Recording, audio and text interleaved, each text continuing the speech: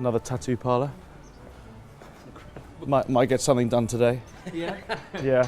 So you'll stop all your Viking tattoos. Well, treble clef I thought would be really, It was the orchestra's 250th anniversary, so I actually had the opportunity, and I don't really know this happening anywhere else, of a music director or chief conductor and his successor sharing a concert at the point when the regime changes, and you can do it happily and do it together. And that was very special to share a concert, the big gala concert of the Jubilee year with Andrew Litton, and take it and spend time with him. And then the week after, I was the chief conductor. So I was thrilled to come in at the airport and one of the baggage handlers telling me he can't wait for Thursday's concert, it's his favourite programme, or going into the wine bar up the road and the guy serving saying, yeah, he comes every week. It's lovely. I mean, it really feels like it's part of the fabric of the city, cultural and otherwise, that it's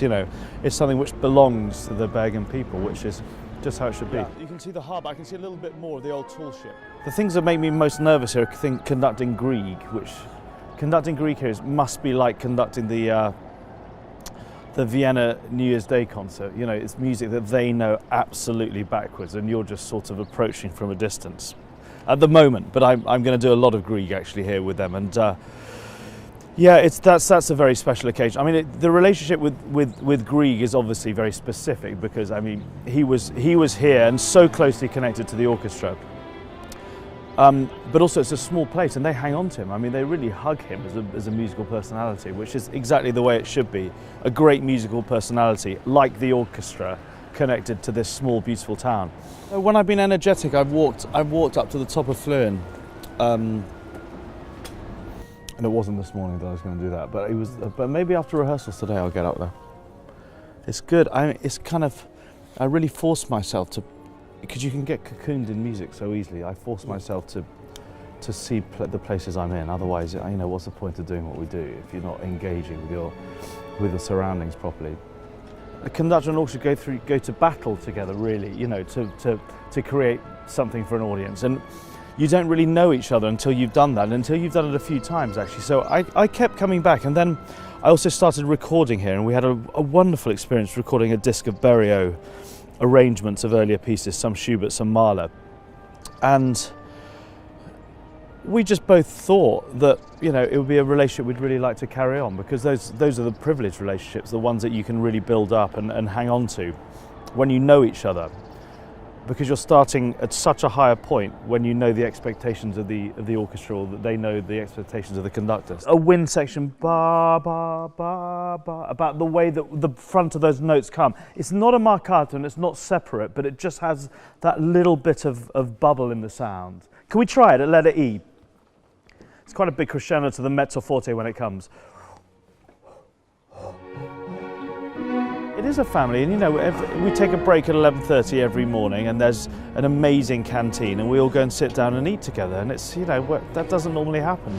The string sound has this combination of there's a voluptuous old school sound to it. It's like it's quite calorific, but it also has it moves around. It's flexible. It's like it feels like a lot of chamber musicians playing together, a lot of old school chamber musicians playing together, and that's really a centerpiece for me of what the orchestra is. And I delved a little bit deeper into that, and I found out that a lot of the violinists studied in the same school at the same time, and there really is a core of players. For such an international orchestra, there's a core of players which have retained that sound and spread it around the group, and I think that's so wonderful that it just carries on from generation to generation. You get more energy back than you give. That's the secret, I think. That's why we all want to do it non-stop. It's like a dynamo, basically. A dynamo that has a positive outcome. So you're always woken up by the orchestra and by the music, for sure. The digital console is a wonderful thing of people being able to see what we do, and if they can't come to concerts, see the kind of work we do and the quality of the work we do. Why are we taking these things live? It's a live performance, and people sitting in that cinema or watching on their computer or listening on the radio, they want to they want to be part of that intoxicating, addictive experience of hearing live music, not sanitized, not safely done. So warts and all, that's what you have to give them. And I think it's brought a more risk-taking quality to our music making. We no longer think of a recording as a document of what a piece should be, which is what I feel was done for many decades. And now it's a performance of what we do, and it's one version. And it's important to think of, nothing's definitive, is it? It's important to think of music like that. It changes with the players, it changes with the mood of an orchestra, a conductor, an audience, and every night's different.